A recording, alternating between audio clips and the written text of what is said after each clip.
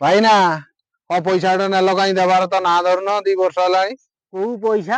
କୋଉ କୋଉଠି ପଇସା? ମତେ ଦେଇଥିଲ? କେତେବେଳେ ଦେଇଥିଲ? ତମେ ଫୋନ କରିକି ମତେ ଡାକିକି ପଇସା ନେଲ, ହଁ ଘରେ ଆସିକି ତମର ଦେଲି। କଣ ପଇସାଟା ଦବାର? ଘରର ଦୁଆର ମୁହଁରେ ଦେଇଥିଲ ଦକ୍ଷିଣ ପଟକୁ ହଁ ନା ବାମ ଦୁଆର ପଟକୁ? ମୁହଁରେ ଦକ୍ଷିଣ ପଟେ ଦେଇଥିଲି। ଦକ୍ଷିଣ ପଟେ ଦେଇଥିଲ। ହଁ ମୁଁ କଣ ପିନ୍ଧିଥିଲି? ତମେ ଲୁଙ୍ଗି ପିନ୍ଧିଥିଲ। ଲୁଙ୍ଗି ଯଦି ପିନ୍ଧିଥିଲି ମୁହଁ ସୁଲେଇ ଲୁଙ୍ଗି ନା ଖୋଲା ଲୁଙ୍ଗି? ସିଏ କଣ ମୁଁ ଦେଖିଛି ମୁହଁ ସିଲେଇକି ଦେଇଛ ଖୋଲା। ଓଡିଆ ମାଡ ଖାଇଲ ତୁମେ ଦେଇଛ ପ୍ରମାଣ ରଖୁନ। ଆରେ ତମେ ଲୁଙ୍ଗିଟା ପିନ୍ଧିଥିଲ, ସାର୍ଟଟା ପିନ୍ଧିଥିଲ। ସାର୍ଟ କୋଉ ରଙ୍ଗର? ସାର୍ଟ ସବୁଜ ରଙ୍ଗର।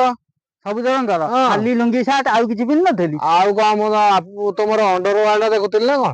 ଆଉ ଏଇଠି ଓଡିଆ ମାଡ ଖାଇଲ, ତୁମେ କୋର୍ଟକୁ ଯିବ ପ୍ରମାଣ ଦରକାର। କୋଟ କଣ ଲୁଙ୍ଗି ସାର୍ଟ ପିନ୍ଧିଥିଲ ଆଉ କଣ ପ୍ରମାଣ? କି ବାଳ ଭଳିଆ କଥାବାର୍ତ୍ତା କରୁଛ ଏଇ ସବୁ ଲାଙ୍ଗୁଏଜ ଯୋଉ ହାର୍ଡ ହଉଛି। ପଇସା ଦେଇଛ ପଇସା ନବ, ଲାଙ୍ଗୁଏଜ ହାର୍ଡ ନାହିଁ, ଲାଙ୍ଗୁଏଜ ସଫ୍ଟ କର। ଇଏ କି ଭଳିଆ କାମ? ପଇସା ମୋ ପାଖରେ ପଇସା ନଥିଲା ତୁମଠୁ ନେଇଥିଲି। ତୁମେ ଏମିତି ଠେଲା ବୋଲି ତୁମେ ଦେଇଛ, ମୋର ହେଲେ ଦେବି। ଅଧୈର୍ଯ୍ୟ ହବା କଣ ଦରକାର? ଅଧୈର୍ଯ୍ୟ କଣ, ମୋର ପଇସା ପରା ଏବେ ଦରକାର। ଦରକାର ମୁଁ କୋଉଠୁ ଆଣି ଦେବି, ହେଲେ ଦେବି। ତୁମେ ଅପେକ୍ଷା କର 8-10 ବର୍ଷ, ମୁଁ ଯୋଗାଡ କରେ। ମୁଁ ଯାଇଛି ଗୋଟେ ଏତେ ଦିନ କାମକୁ। କଣ ଆଉ ଯୋଉ ଅପେକ୍ଷା କରିବି ନା। କି ଭଳିଆ କାମ ଏଇ ତୁମେ ଲାଙ୍ଗୁଏଜ ହାର୍ଡ କରିଦଉଛ, ଲାଙ୍ଗୁଏଜ ସଫ୍ଟ ଲାଙ୍ଗୁଏଜ କର। ହାର୍ଡ କଣ କରିବି? ଲାଙ୍ଗୁଏଜ ସଫ୍ଟ କର। ପଇସା ଦେଇଛ ମାନେ ତୁମେ ନରମିକି ରହିବ।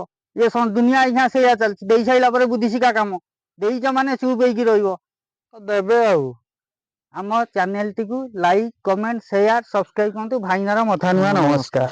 ଦେଖ